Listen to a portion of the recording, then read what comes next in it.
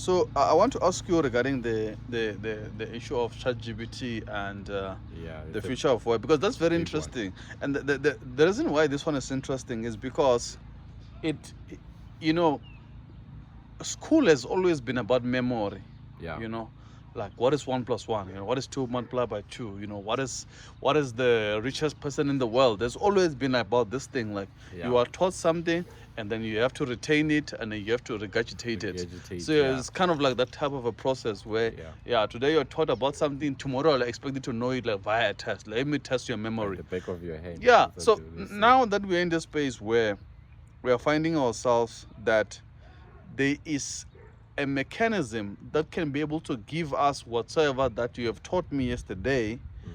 and now but you expect me to know what was taught yesterday. What do you think the future of school should be, if you were to give maybe like an educational reform type of an idea, to say, since that we have got tools that can retrieve, like, all of this information, Yeah, and how data has been stored, and I've learned about this and all of that. yeah, I mean, you've spoken about, like, you don't need a textbook anymore, you don't need a classroom anymore.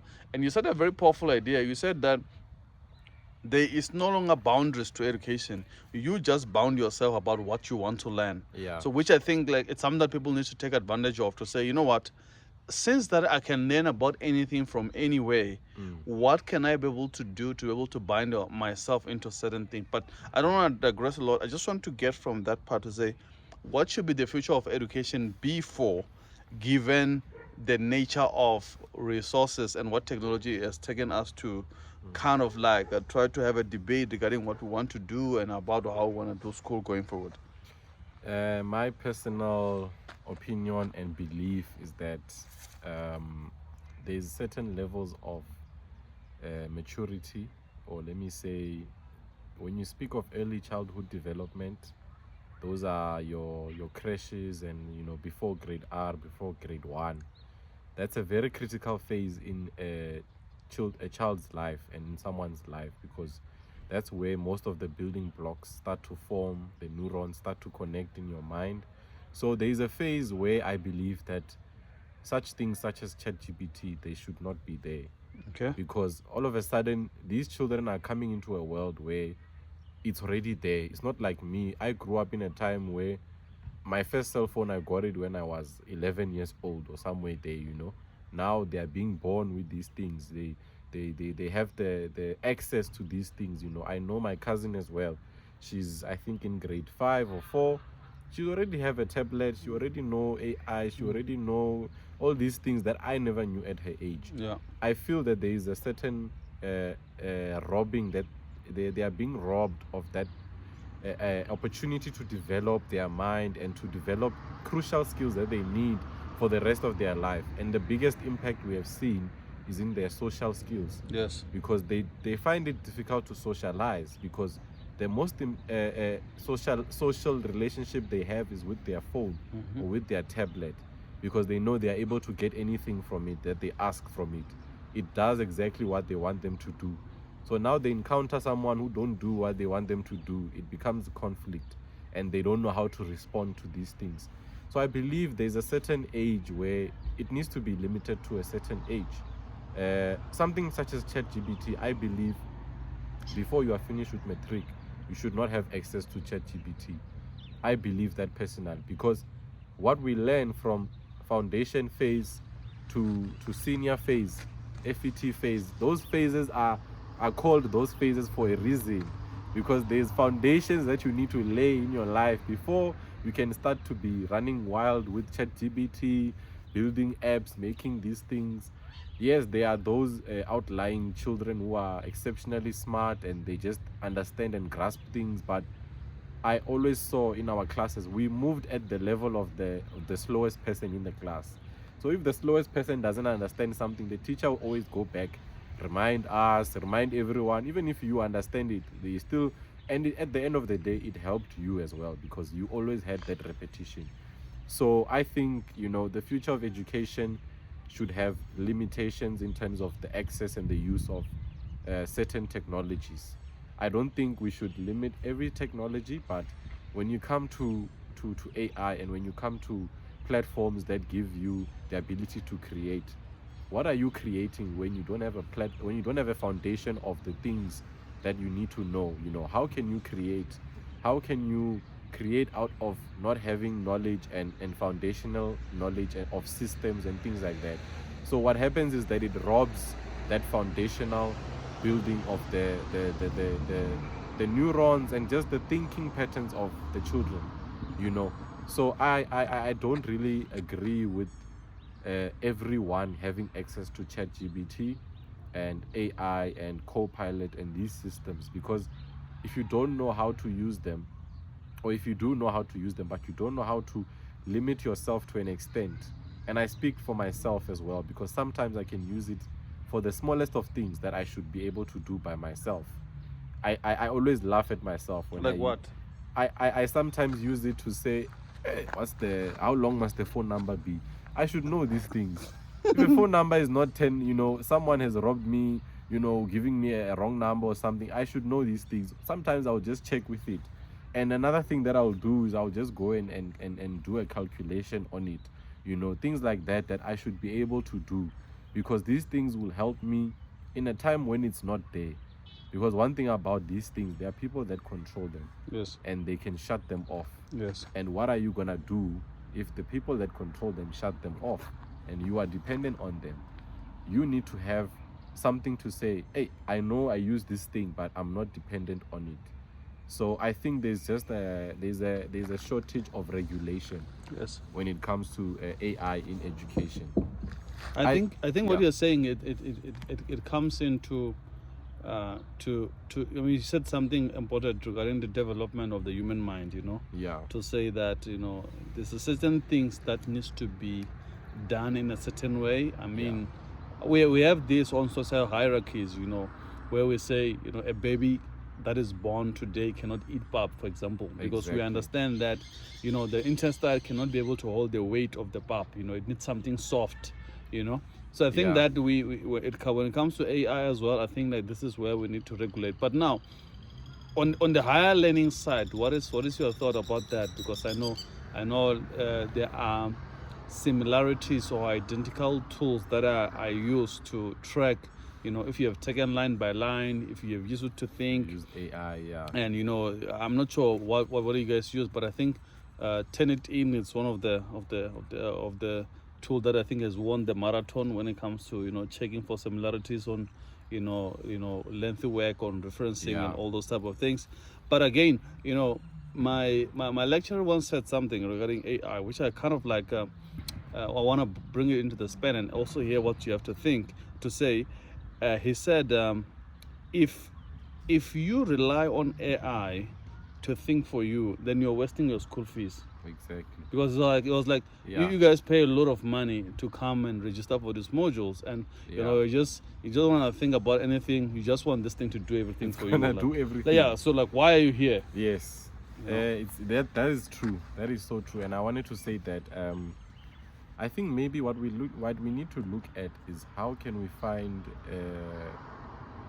varsities or places or institutions that can teach us how to use this AI. I think that's the most important thing, because it's not going away. Okay. We cannot run away from it. Yes. We cannot be fearful of it.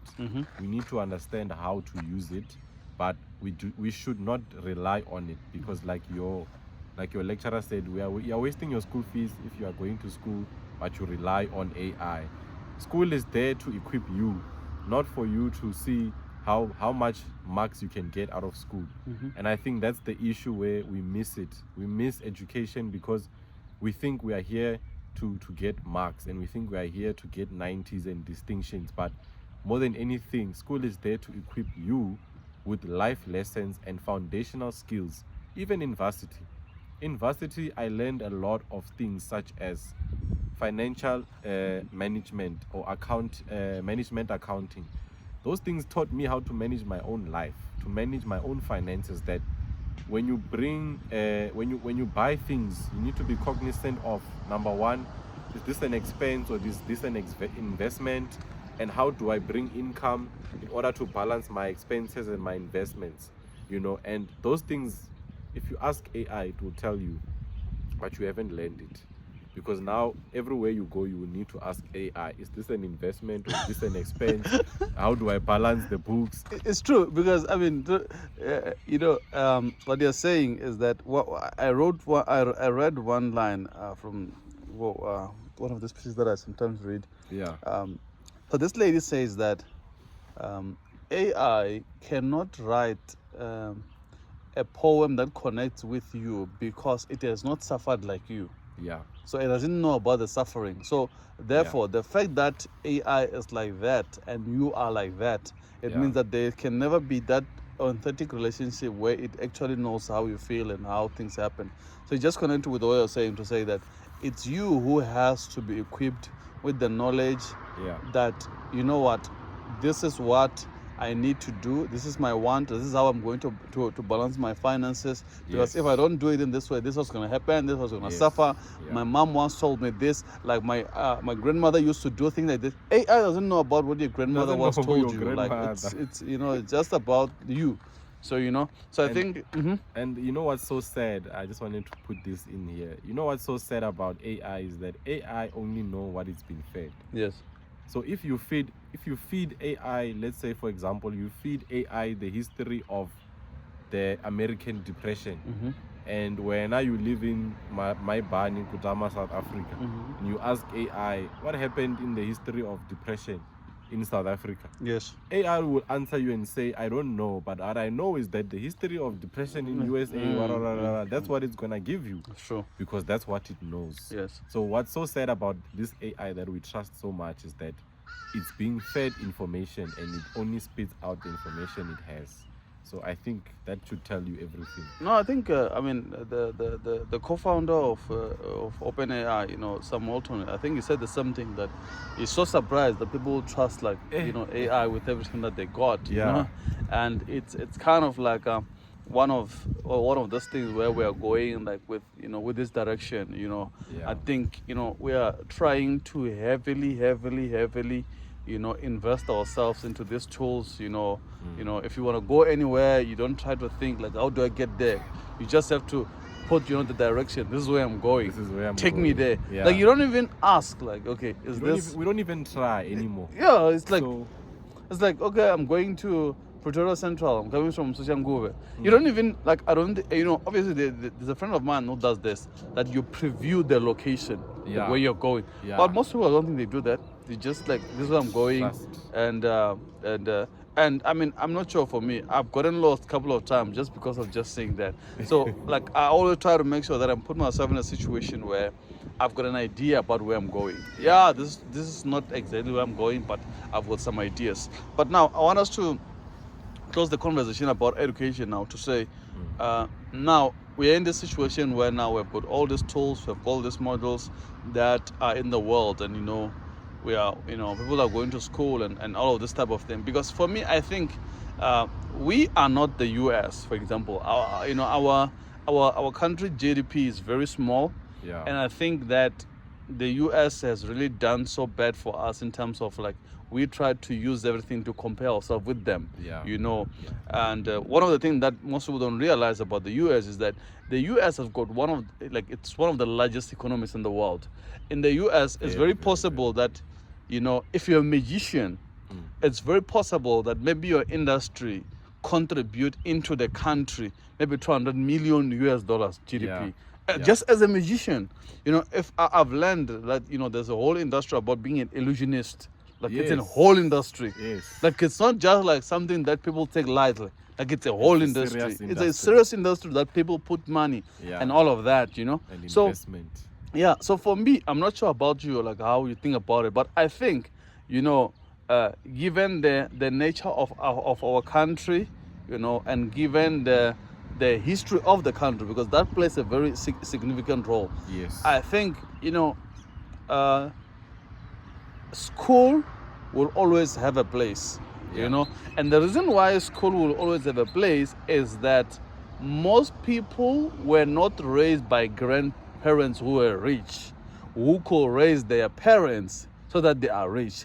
whose parents could actually raise them so that they are rich, right? Yeah, So yeah. because we always have got like this inequality that exists in South Africa, and people say, no, it's because of apartheid, it's because of this.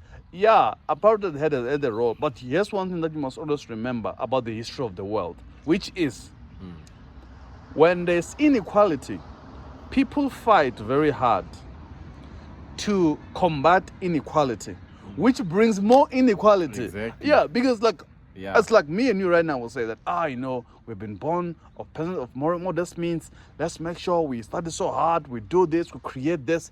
The more that happens, it means that we are increasing a gap. We are increasing. Yeah, yes. it means that if I go to my community right now, I'm probably the richest person that is there. You understand what's Yes, happening? So yes. that inequality gap will always going to grow like that. So maybe we need to look at the future of models in terms of like our societies, trade in capital and all of that. So just like as a last comment from you, I just want to check, what do you think we should be, what are some of maybe top 3 skills that you can say that, what, whether you went to education, you went to Harvard, you went to UP, you went to vets, you went to this statement, I know I've asked you already, but Yeah. I'm not sure if you saw it. There's a video that once trended and on social media, where I think it was the vice chancellor of vets, where he say, remember, you got your degree from vets, and vets gave you the edge. So that's why I've asked you whether school matters. I don't know. The vets people will help us if it gives them the edge or not. I mean, hey guys, you can go to Vids and get your degree and see, because you cannot quantify. Exactly. We cannot quantify. Yeah, that- it's that true. edge. But yeah. What are the top 3 skills that you think, no matter which industry you're in, you're an engineer, you're in marketing, you are in design, you are in construction, you are in security, you are in data science. These 3 skills, they are very significant, and these are the skills that you actually need to have. No matter what skills you add or remove, these are the skills that you must keep on having. I think, just to come back to that comment, I think it will be very interesting study to see how many people from Vids have the job they want, because how do you quantify that I went to UP, so because of that I have a job or I'm successful, but not to divert from that. I think number one for me is getting things done. I don't know how to coin it in a skill, but getting something done, I think it's so underrated, because a lot of people, they stress because, and I learned this recently, that we stress because we are not getting what we need to get done. We're not getting it done. That's where stress comes from, because I still have 1, 2, 3, 4 to do, and this, as long as it's not done, you still have the stress. So imagine how much stress we can save ourselves by getting things done. I think number one is to get things done. There is also a video of Barack Obama that's trending, and he was just saying, the person who gets things done, they will get noticed because they just get things done. It ties back to being reliable and being accountable, that where now, if we give you something to do, we know you're gonna get it done. Whether we tell you to mop the floor, or we tell you to make coffee, or we tell you to build a marketing strategy, you're gonna get it done, and we know you're gonna get it done. So I think number one is getting things done. Number two is being able to welcome change. I think a lot of people are resistant to change. They don't want to do something in a new way, and once they become comfortable in a routine or a schedule, they don't want anything to change. They want to continue doing the same thing because it will give them the same result. Especially people who are successful. I think it's a challenge for people who are successful to change the way they are doing something. I'll make reference to something like soccer, like someone like Pep Guardiola, of the manager of Manchester City. He has a certain way of playing football that has given him success wherever he has gone. If he changed that way of playing football, the amount of stress that is going to come on his life and the amount of criticism that is going to come on his life because he changed the way he does things, it's going to be so difficult for him to change the way he does things. So for me, the second skill would be being able to welcome change and not be resistant to change. And then the last one for me would be time management, guys. I think time management is a very, very crucial skill wherever you are, whether it's your own time or your work time or your school time. If you cannot manage your own time and you cannot be able to get to what you need to do during the day because of time, and I'm guilty of that. I'm someone who have so many things to do that I'll always blame time, and time will always just look at me back and say, but I was there for you. I gave you 24 hours, but you decided with those 24 hours what to do. So I think, yeah, I think being able to welcome change, being able to have time management, and the first one, I forgot the first one that I said. Getting Now things done. getting things done. Yeah. Thank you. Yeah. You need those three things for me as top skills. Yeah. And the rest is just cotton candy, you know, the nice things, but the foundational things is those three things that you really need to have those skills, guys, because in the workplace it's also just about what can you do and what can you get done in the time that they give you. They will never give you so little things to do. You need to be able to do this amount of things in this amount of time. Yes. So that's the challenge. Well, that's very powerful. So you say the most important skill is that one, you must know how to get things done, and actually you need to get things done. Actually, You need to get things you done. just have to get things done. Get it done, Get you it know? done. And I mean, I think sometimes we want to get it planned. Yeah. We want to get it said.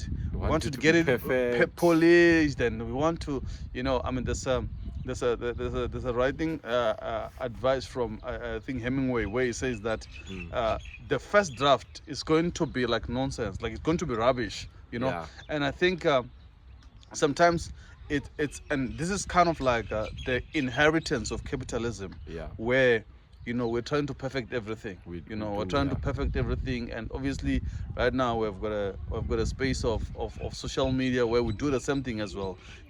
I've got a friend of mine.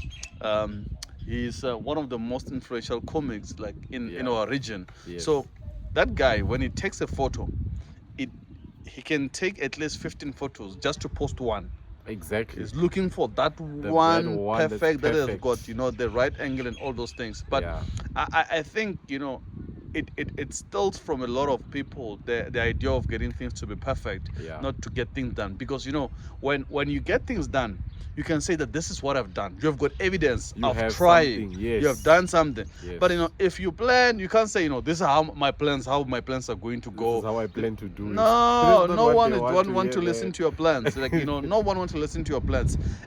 All of us Yeah. were going to be judged on the things that we have done. Yeah. What have you done? What? There's a Yes. story in the book of Matthew where the three guys are called. They're given talents, Exactly. to go and trade. And one that remember the last guy says that I didn't have time. You I gave me get one this. You gave me talent. one talent. Maybe it was very cold, or maybe Yeah. in South Africa, maybe the whatever excuse that he had, which Yeah. he thought was perfect. Because you must always remember, obviously, with your excuse, you can think like it's good for you, and maybe it makes sense to you, And it sounds and it sounds good. But Yeah. here's the question: does it get things done? If it doesn't get things done, it does not help you, not and gonna that's help what's going to prevent you from getting even more opportunity. Yeah. So no, thanks. I really appreciate that. Those nudges were very insightful, even for me. And see you on the next episode when we talk about the future of work, what happens at work as a young graduate, what are some of the challenges that you have encountered, Yeah. and I'm looking forward to that, to hear what you have to say about that as well. Thanks, guys. Always appreciate it. Okay, cheers.